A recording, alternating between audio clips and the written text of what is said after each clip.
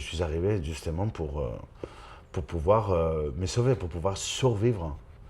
Je me suis enfui de Madrid. Après 4 ans de creux que personne ne m'a appelé pour travailler, C'était un burn-out. c'était pas un burn-out.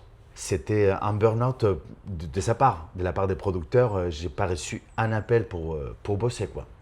Ça a été très compliqué pour moi et ça m'a provoqué une blessure que je pense que je la subis encore aujourd'hui. Tu as cru que tout était terminé, que ta carrière était terminée. C'est pas que j'ai cru. Pour moi, c'était certain. Pour moi, c'était certain. Et en plus, j'arrivais dans un pays où je ne parlais pas la langue.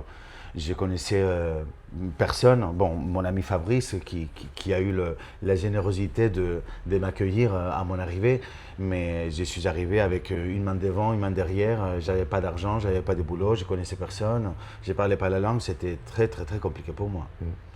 Et Paris, c'est pas une ville, c'est pas la ville joyeuse comme la mienne, de là où je viens, tu vois. C'est une ville assez costaud, assez difficile, tu vois. Tu fais pas des amis comme ça si Comment tu as facilement appris que la ça. langue? Bah, j'ai appris la langue Avec les chansons? avec des chansons, beaucoup de cinéma, des dîners avec les amis de Fabrice où 5 minutes après je comprenais rien. Et du coup, petit à petit, voilà, la radio. Et après, quand j'ai commencé à pouvoir me débrouiller, il y a une comédienne espagnole qui s'appelle Laura del Sol qui habite à Madrid, à Paris, et qui donnait des cours de français bénévoles. Et du coup, je suis allé chez elle et j'ai évolué un peu plus, quoi. Mais c'était très compliqué, c'était difficile.